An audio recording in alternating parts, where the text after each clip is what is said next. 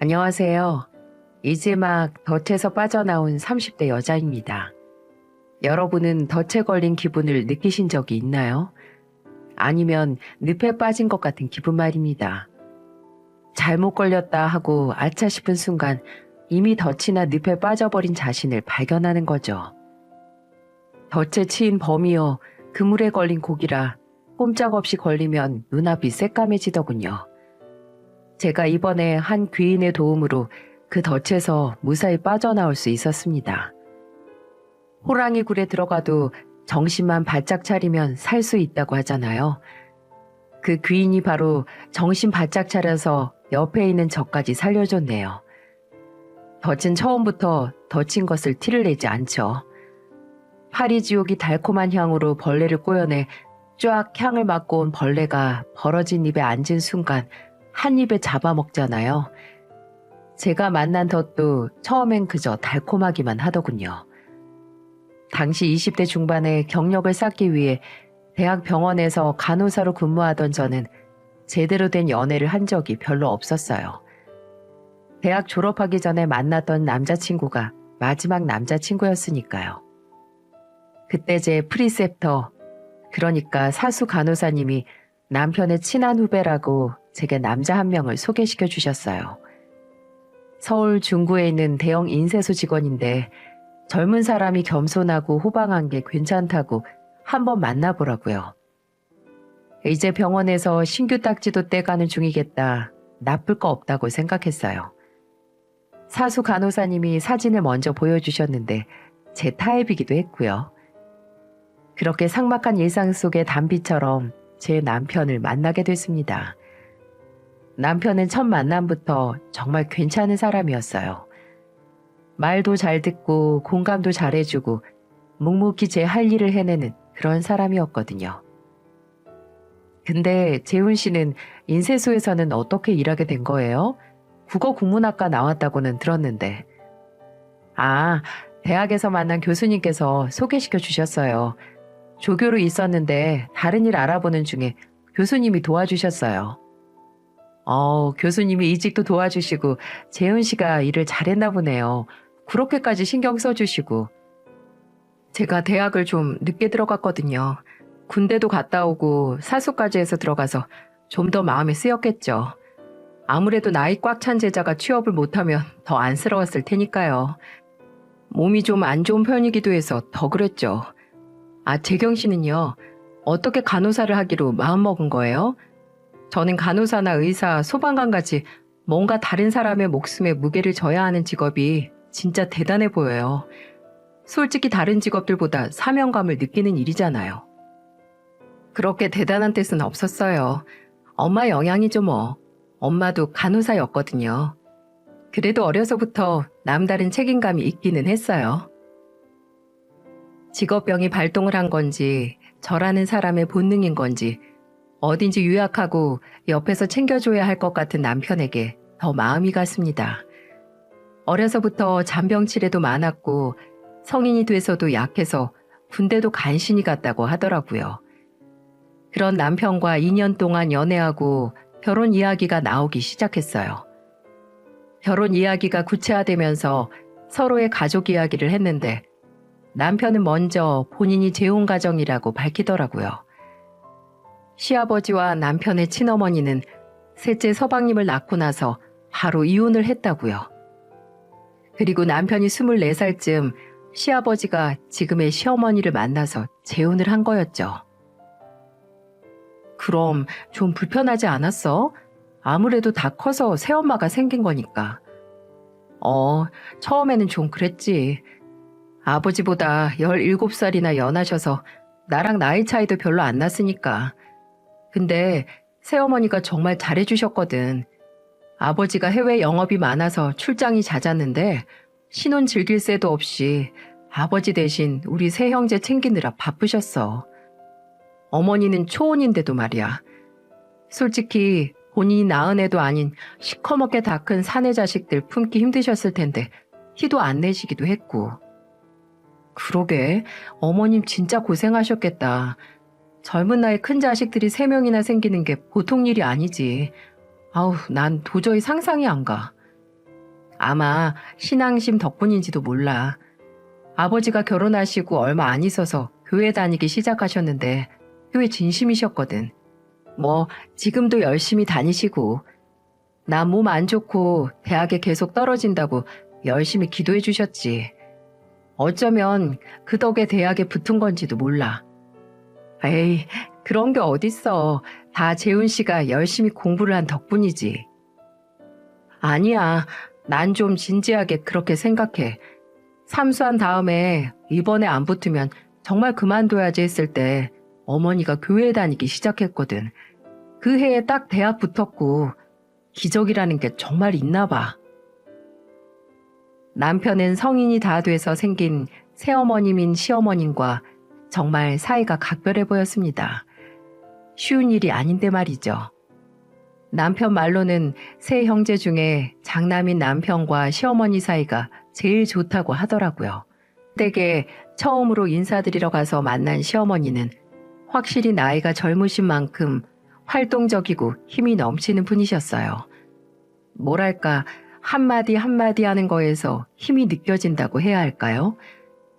또 시아버지가 작지만 무역회사를 하고 계셨다고 들었지만 시어머니는 딱 보기에도 검소하신 분처럼 보였습니다. 아, 아버님은 그럼 지금 해외에 계신 거예요? 맞아, 필리핀 가셨어. 나이도 지긋하신데 아직도 해외 출장은 빠짐없이 다닌다니까. 그래도 상견례 날짜에는 한국에 들어오신다고 하니까 걱정 마. 그냥 어머니만 외롭게 됐지. 예, 그런 소리 하지 마라. 너희 아버지 해외 가시면 나야 좋지. 나랑 너희 아버지는 이게 딱 좋아, 주말 부부처럼. 너희 아버지 해외 나가시면 나도 눈치 안 보고 매 주말마다 봉사활동 할 수 있으니 마음 편하지 뭐. 주말마다 빠짐없이 봉사를 가신다고요? 와, 어머님 진짜 대단하시네요. 전 쉬는 날이면 물 먹은 종이처럼 집에서만 축축 늘어지는데. 에이, 나야 집에서 노는 사람이고 재경이는 일하는 사람이잖아. 요즘 사람들 아무리 젊다고 해도 일하고 뭔가 병행하기엔 힘들지. 그리고 나도 교회 다니면서 하는 봉사라서 가는 거야. 따로 알아서 찾아가지도 못해. 재경이는 뭐 종교 믿는 건 있고 재훈이한테 들어보니까 딱히 나가는 데는 없다고 하던데. 네, 저는 딱히 믿는 건 없어요. 어머님은 교회 다니시니까 기독교신 거죠? 그렇지 뭐. 그럼 부모님도 종교가 없으신 건가? 아, 할머니가 천주교시긴 했어요. 근데 또 그렇게 독실하신 건 아니라서 다른 가족들이 같이 성당에 가거나 하지도 않았고요. 그렇구나. 그래도 요즘같이 살기 힘들 때 뭐 하나 의지할 수 있는 게 있으면 좋지. 취미 삼아서 할 수도 있고 처음에는 가볍게. 듣던 대로 종교에 진심이신 분이었어요. 작게 무역회사를 하는 시아버지가 해외 영업으로 출장을 가시면 자유롭게 교회 활동을 하시는 모양이더라고요. 그때는 그 모습이 그저 좋아만 보였습니다. 그저 건강하게 종교 활동을 하는 것처럼 보였으니까요. 아무래도 젊으신 만큼 참견 없이 자유로운 분이셨죠. 저희 결혼 준비도 도움 필요한 건 도움받고 다른 건 모두 저희 마음대로 하라고 하셨으니까요. 아, 단 한 가지만 빼고요. 주례로 본인 교회 목사 선생님을 세우고 싶다고요. 말을 잘하는 양반이라서 지루하지 않을 거라고 하시더군요. 저는 처음에는 주례 없이 할 생각이었지만 몸 맞춰드릴 것도 없어서 알겠다고 했습니다. 어려울 거 없으니까요. 또 결혼 전부터 저를 여기저기 데리고 다니기 좋아하셨어요. 제가 미술관이나 박물관 가는 걸 좋아하는데 남편에게서 그걸 들으신 건지 매번 구하기 어려운 티켓을 가져오셔서 저를 데려가셨죠.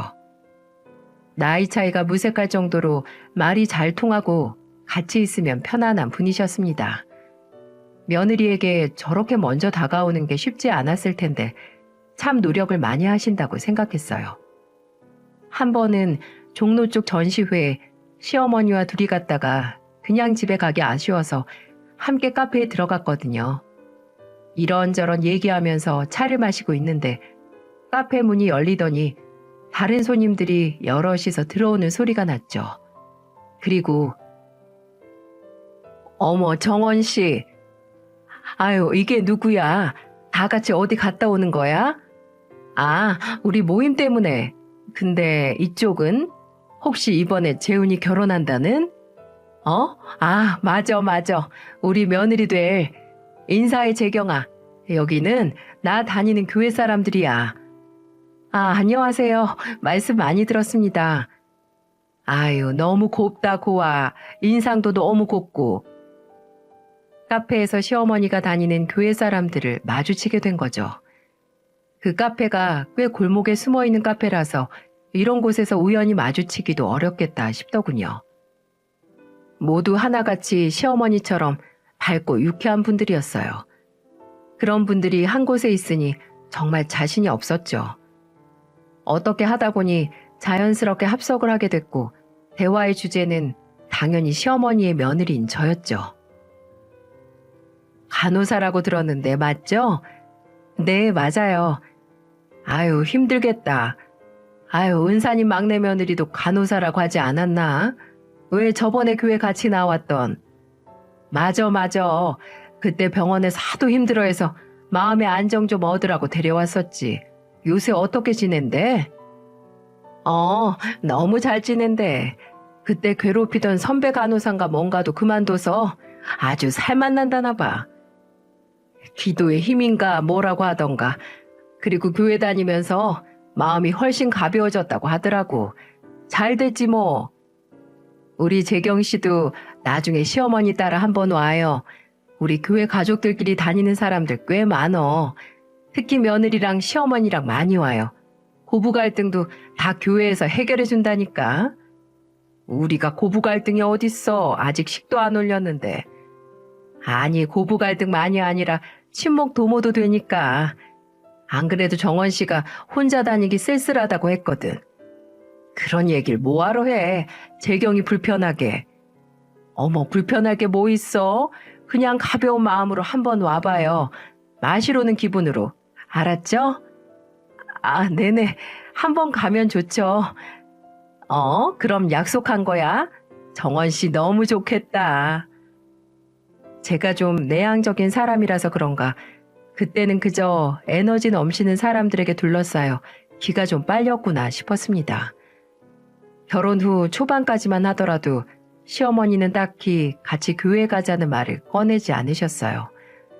저도 그다지 어떤 거에 대한 믿음이 없는 사람이라서 그때 카페에서 한 소리도 모두 빈말이었죠. 근데 시어머니의 생신이 다가와서 남편에게 생신 선물을 드릴까 용돈을 드릴까 물어본 적이 있거든요.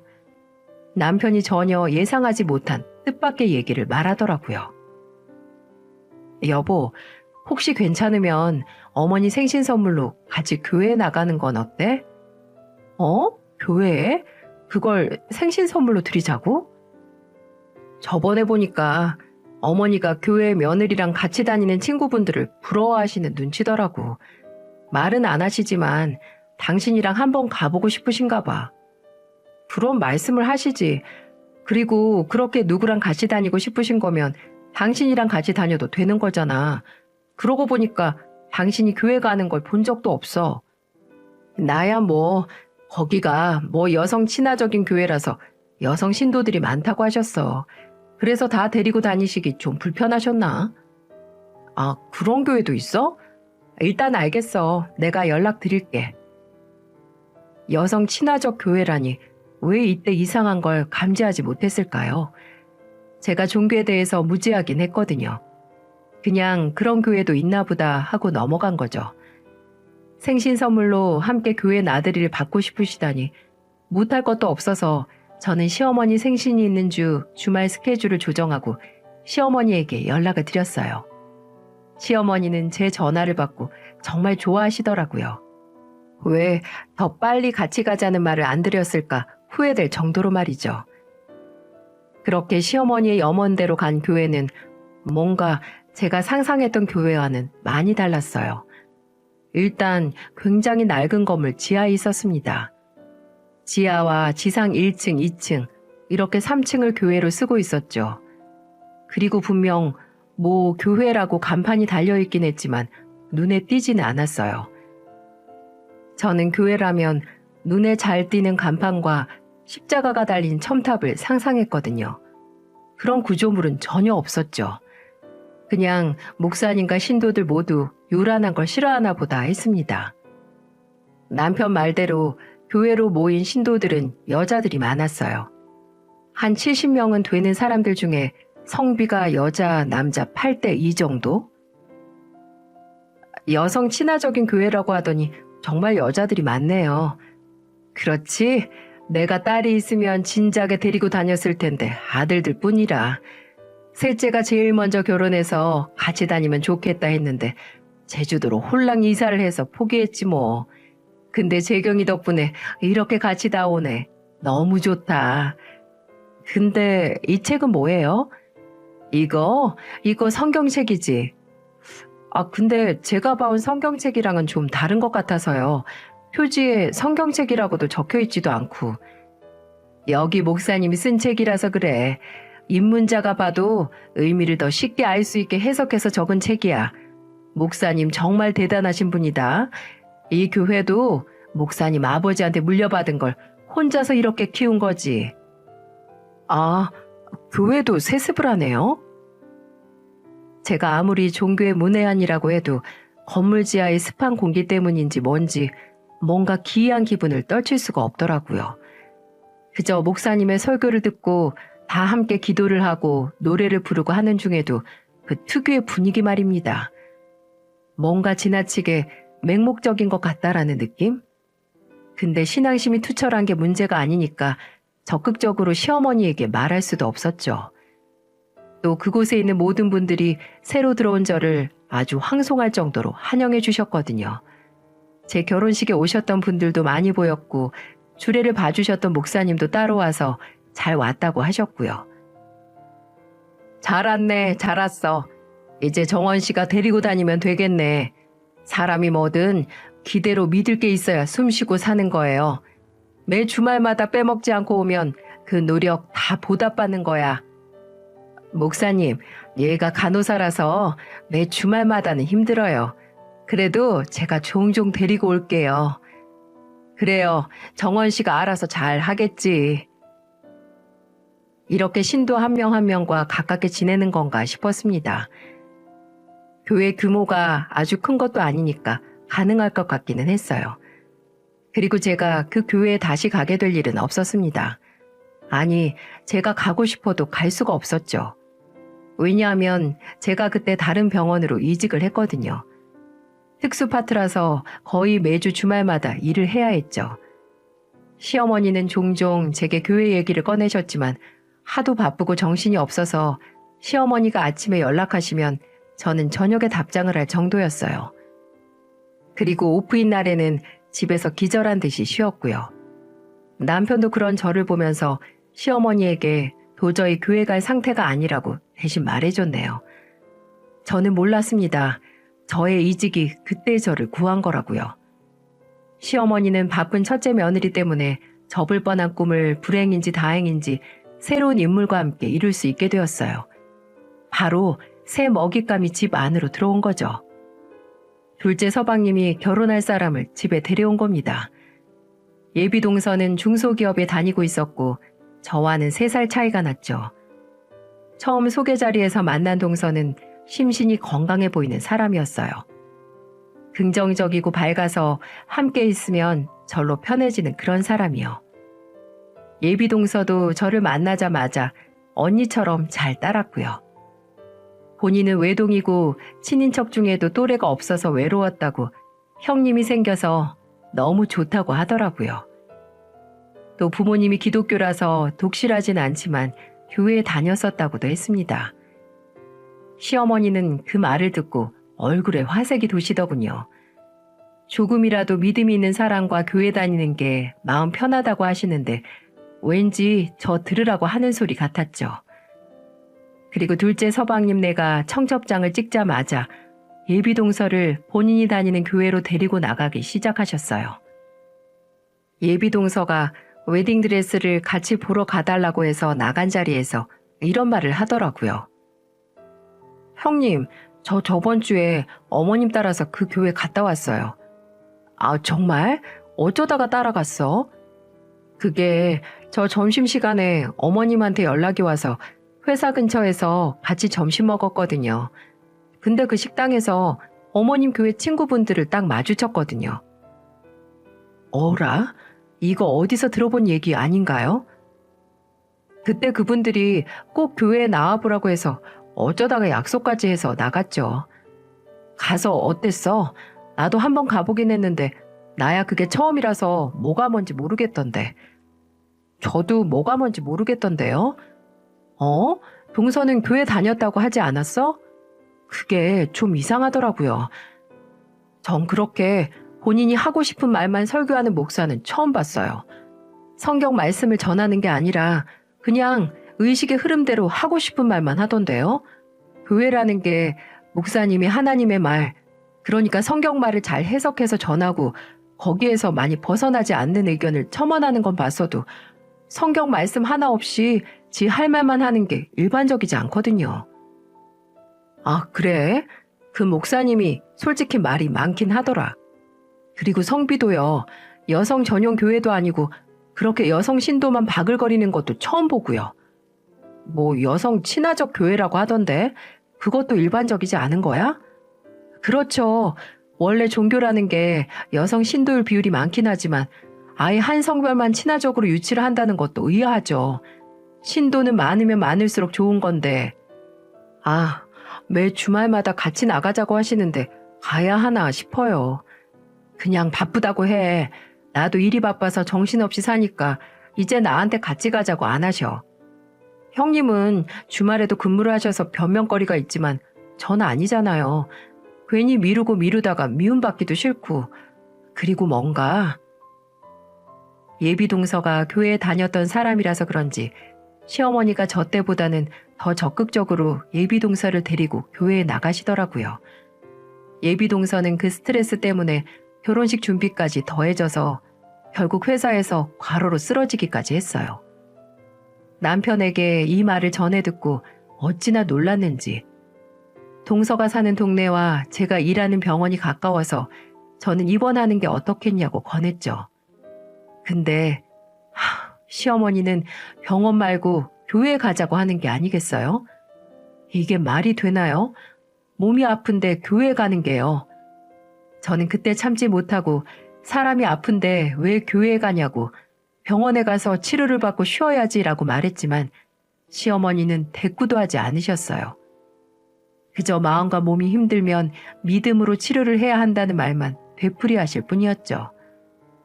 저는 그때서야 이 상황의 심각성을 직면했습니다. 이건 그냥 신앙심의 문제가 아니라고 말이죠. 저는 계속 반대를 했습니다. 그때 예비동서의 몸 상태로는 교회에 갈 수 없다고 판단했으니까요. 당장 사람이 기력이 딸려서 바들바들 떠는데 저는 손잡고 함께 병원에 가자고 했어요. 이러면 정말 몸 더 상한다고요. 하지만 더 어이가 없었던 건 바로 예비동서의 반응이었어요. 예비동서는 제가 일하는 병원에 입원하라는 말을 듣지 않고 시어머니와 함께 교회에 가겠다고 하는 게 아니겠어요? 저는 예비동서의 반응 때문에 오히려 제가 이상한 건 아닌지 하는 착각마저 들었습니다. 예비동서는 그런 저에게 걱정 말라는 말을 하더군요. 아니, 어떻게 걱정을 안 할 수가 있겠어요? 저는 집으로 돌아와 남편에게 이 말을 전하며 시어머니가 다니는 교회의 문제를 말했고 남편은 제게 이런 말을 하더라고요. 에이, 이상하게 뭐가 이상해. 어머니가 다 생각이 있으셔서 데리고 가시는 거겠지. 무슨 생각? 사람이 아프면 병원에 가는 거야. 기도를 하는 게 아니라. 말이 돼? 가서 기도하면 몸이 회복이 된다는 게? 왜 안 돼? 나도 20대 초반에 아플 때 어머니가 교회에 나가면서 나았는데. 그게 무슨 소리야? 설마 진심으로 하는 소리야? 당신은 터무니없다고 안 믿을 수도 있지만 정말 어머니가 교회 다니시면서 나 아픈 것도 나았고 대학도 붙었어. 그게 다 우연일 리가 없잖아. 참 기가 막혔습니다. 남편이 대학에 가고 몸 상태가 괜찮아진 게 본인의 노력 때문이 아니라 그저 시어머니가 교회 가서 기도를 했기 때문이라니. 매번 우스갯소리를 하는 건 줄만 알았는데 이렇게 진지하게 믿고 있었다는 걸 이제서야 처음 알게 된 거죠. 제가 무슨 말을 해도 남편이 들어먹을 표정이 아니었어요. 저는 그저 입을 다물 수밖에 없었고요. 참 막막하더군요. 과연 이런 사람과 이런 집안과 결혼을 한 게 제대로 된 선택이었는지 처음으로 걱정이 되기 시작했죠. 그리고 무엇보다 아픈 몸으로 시어머니를 따라 교회에 간 예비동서가 걱정이 됐습니다. 아니, 아무리 문자를 보내도 답장이 없는 거예요. 그리고 일주일 후에 연락이 없던 예비동서에게서 드디어 문자 하나가 도착했어요. 제가 오프인 날 따로 만나고 싶다고요. 남편과 시어머니에게는 따로 말하지 말라는 당부가 덧붙여져 있었죠. 저는 예비동서에게 가능한 날을 말했고 저희는 약속 날짜를 잡았습니다. 예비동서는 저를 본인 자취방으로 부르더라고요. 그렇게 만난 예비동서는 며칠 사이에 살이 쪽 빠져 있었죠. 동서, 언제 이렇게 살이 빠진 거야? 몸은 괜찮아? 정말 그 교회에 간 거야? 네, 형님. 근데 제가 그 교회에 간 이유가 있었어요. 이걸 찍어야 했거든요. 이게 뭔데? 동영상? 짐짓 결의에 찬 표정의 예비동서는 제게 노트북을 펼쳐 보여줬어요. 그리고 동영상 하나를 틀어 보여줬죠. 그 내용은 이루 말할 수 없을 정도로 소름 끼치고 충격적이었어요. 바로 예비동서가 바디캠을 차고 그 교회로 들어가서 찍은 동영상이었어요. 어디? 어디가 아프다고? 다 전생의 업보, 이승의 업보 때문에 몸이 약해지는 거야. 몸이 왜 약해지느냐? 마음에 추악한 악기가 들러붙어서 그런 거라고. 아멘, 아멘. 자, 여기 무릎 꿇고 앉아. 앉으라고. 그리고 네가 해온 추악한 악행들을 떠올려봐. 희정아, 빨리 무릎 꿇어. 카메라 렌즈가 겉옷에 가려져서 자세히 보이지는 않았지만 동영상에 찍힌 장소는 그 교회 지하 같았고 앞에 찍힌 것도 그 목사였습니다. 그리고 종종 옆에 있는 신도들과 예비동서에게 무릎 꿇으라고 종용하는 시어머니의 목소리도 들렸고요. 누군가 예비동서의 몸을 계속해서 때리는 건지 카메라는 계속해서 흔들리고 있었어요. 동서, 이게 대체 뭐야? 이 목사가 동서한테 무슨 짓을 하는 거야? 왜 무릎을 꿇으라고 해? 이게 글쎄 치료하는 거래요. 몸이 아픈 게 다 업보 때문이라고. 그걸 씻어내려면 회개하고 그래야만 몸이 정상으로 돌아온다고요. 더 들어보세요. 이거 삼켜. 하나님의 뼈가루야. 이걸 삼켜서 소화를 해내야 진정 회개를 한 거야. 삼켜. 입 벌려서 얼른 삼키라고. 뭐야? 그래서 뭘 먹었어? 이상한 흰 가루요. 뼈가루라고 하면서 턱 잡고 입 벌리면서 먹이는데 형님, 저 무서워서 죽을 뻔했어요. 그때 몰래 그 가루도 손에 좀 가져왔어요. 얼굴에 묻고 턱 타고 흘러내린 거 얼른 움켜잡아서 주머니에 넣었죠. 그러게 왜 갔어 이런 데를. 이거 찍으려고요. 저 아까 오전에 경찰서에 가서 종교 이용한 사기죄로 신고하고 왔어요. 이 영상도 증거로 냈고요. 뭐? 정말? 아니 시어머니나 둘째 서방님한테는 말한 거야? 뭐가 어떻게 된 건지? 말할 게 뭐가 있어요. 어차피 파혼할 건데. 형님, 저 아플 때 진심으로 걱정해주고 병원 데려가겠다고 한 거 형님뿐이었어요. 제 남편, 아니 남편 될 뻔한 그 인간도 그냥 어머님 따라 교회 한번 가보라고 했고 그래서 형님한테는 말씀드려야 할 것 같아서 이렇게 연락드린 거예요. 그 교회 그냥 교회 아니에요. 형님, 이런 사이비 소굴에서 빨리 도망치셔야 돼요. 예비동서가 마지막으로 시어머니를 따라 교회에 간 건 모두 경찰에 교회의 실체를 폭로할 증거를 수집하기 위해서였습니다. 예비동서는 그곳에서 믿음을 명목으로 헌금을 하면 병을 치료해준다는 목사의 실체를 보고야만 거죠. 그리고 그걸 일주일간 교회에 다니면서 모두 녹화를 한 겁니다. 거기 류마티스 환자 할머니들이 넘쳐요. 근데 한 달에 100, 200씩 헌금하면서 그 목사한테 이딴 치료받고 있는 거예요. 이런 인간이 기독교라니 말도 안 되죠. 제가 독실하진 않아도 그래도 신앙심과 정신병을 구분 못하진 않아요. 건강한 신앙심도 모두 이딴 인간들 때문에 변질되는 거라고요.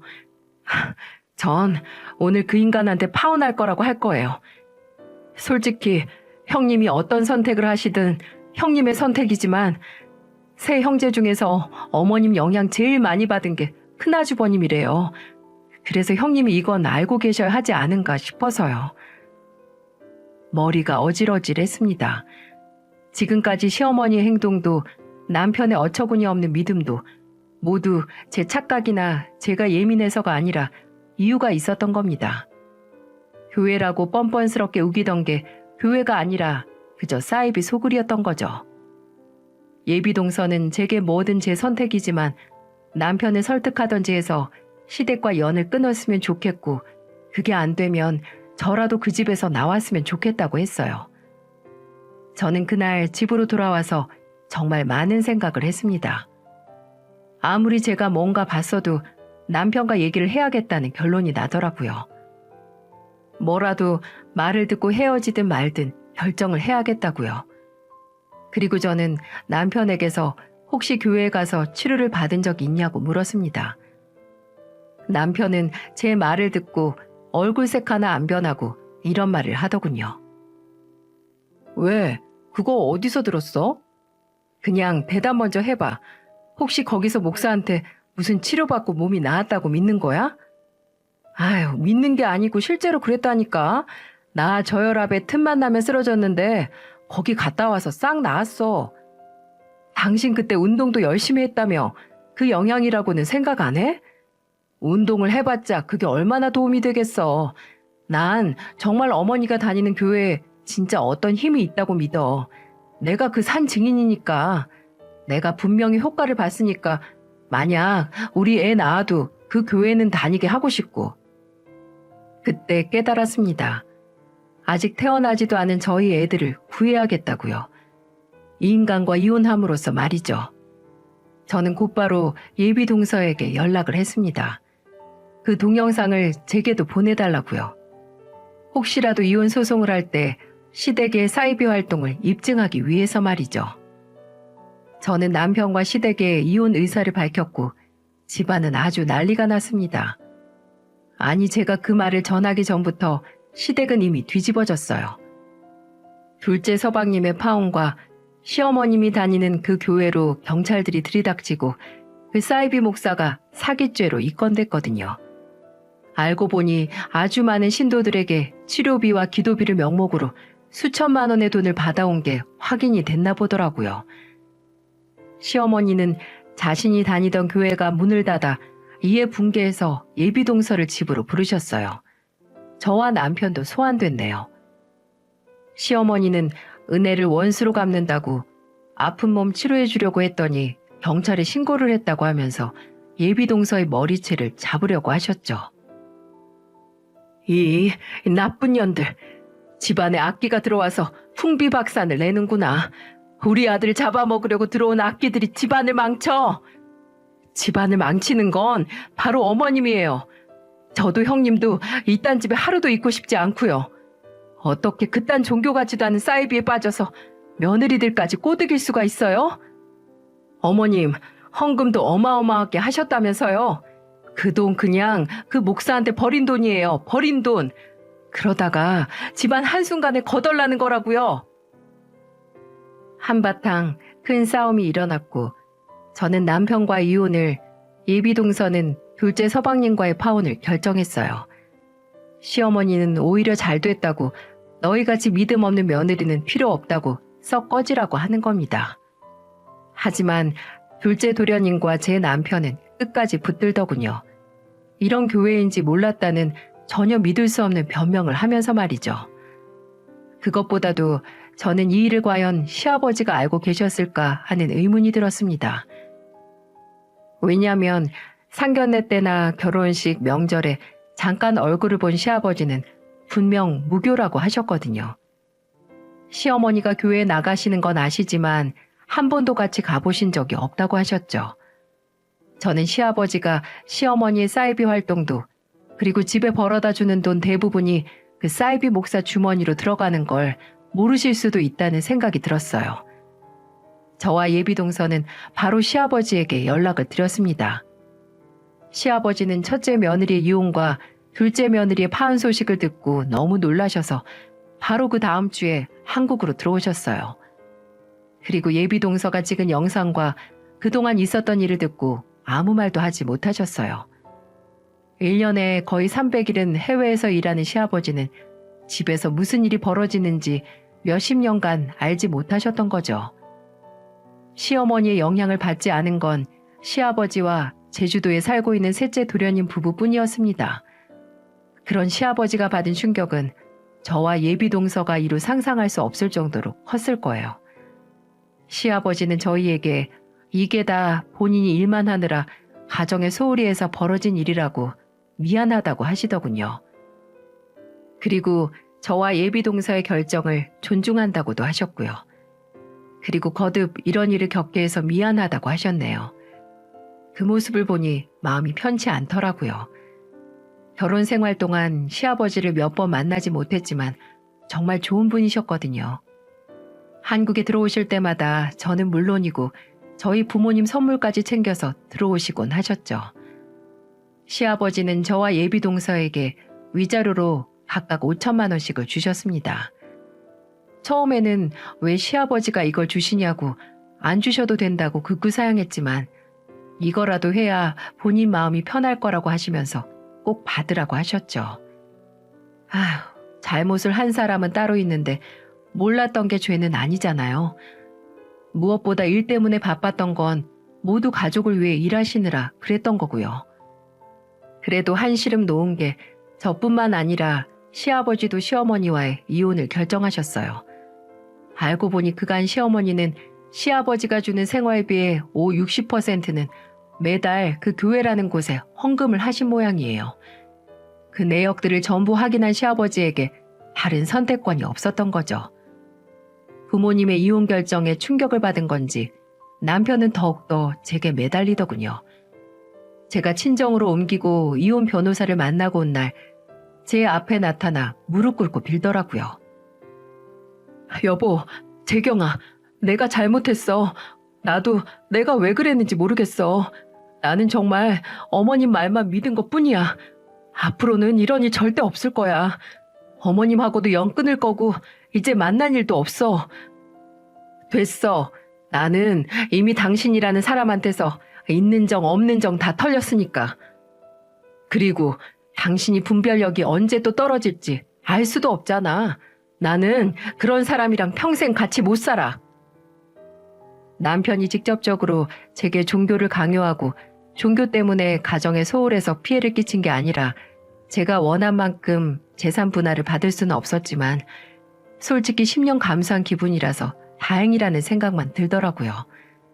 계속 모르고 살았으면 어떻게 됐을지, 어쩌면 태어날 제 아이들이 그 사기꾼에게 세뇌당하면서 자랄 수도 있었잖아요. 이혼 후에 소식이 끊겨 알 수 없지만 마지막으로 들은 얘기로는 전 남편도 시어머니와 연락을 끊어서 시어머니 혼자 시댁을 나와 살고 있다고 했네요. 시어머니는 제주도에 사는 셋째 서방님에게 가려고 했지만 시아버지에게 소식을 듣고 셋째 서방님네도 아예 인연을 끊었다고 합니다. 그릇된 믿음 하나로 새 가정이 파국을 맞이한 거죠. 아니, 저와 예비동서는 파국이 아니라 오히려 구제된 거지만은요. 예비동서와는 아직도 잘 만나고 있어요. 형님 동서 사이가 아니라 친한 언니 동생 사이로요.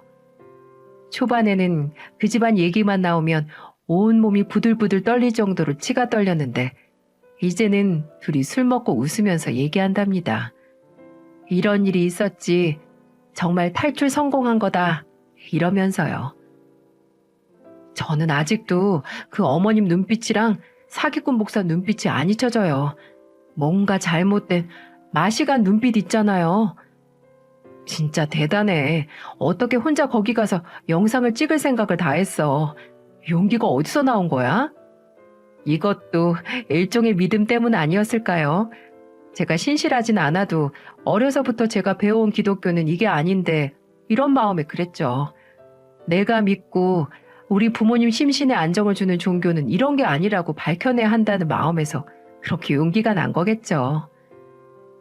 같은 종교, 똑같은 신을 믿는다고 해도 신의 모습을 말할 때는 제각각 저마다의 본성이 드러나기 마련이라는 말이 있잖아요. 그 사기꾼을 믿는 사람들은 그저 돈만 바치면 뭐든 해결될 거라는 미련한 믿음 때문에 이렇게 문제가 생기고 만 건 아닌가 싶습니다. 신앙심은 분명 인간에게 긍정적인 영향을 주긴 하지만 그 무엇보다 믿어야 하는 건 나 자신이니까요. 예비동서는 본인의 직감과 결정을 올곧게 믿었기 때문에 그 사이비 소굴을 경찰에 신고해서 저는 물론이고 그 사기꾼을 믿던 신도들까지 다 구했다고 생각해요. 다른 사람의 간절함을 그저 본인의 사리사욕을 위해 이용한 인간이 그 신도들의 믿음을 받을 자격이 없으니까요. 시어머니는 끝까지 본인이 잘못된 믿음을 갖고 있었다는 걸 인정하진 않았지만 뭐 이해는 가네요. 본인이 오랫동안 믿어온 걸 이제 와서 부정하면 그동안의 시간이 모두 헛된 게 되어버릴 테니까요. 하지만 그걸 인정하는 게 바로 용기이고 잘못된 길에서 얼른 빠져나와 바른 길을 찾는 게 본인의 인생을 구하는 길이겠죠. 어느 신을 믿던 본인의 선택으로 인해 구제도 되고 나락으로 빠지니 어쩌면 본인 인생의 신은 나 자신이라고 할 수도 있겠네요. 다른 사람을 진심으로 걱정하고 아끼는 마음 덕분에 저의 남은 인생을 구했다는 생각이 듭니다. 예비동서가 아니었다면 시어머니와 그 사기꾼의 먹잇감이 제가 됐을 수도 있으니까요. 평생 예비동서를 은인으로 모시려고 합니다.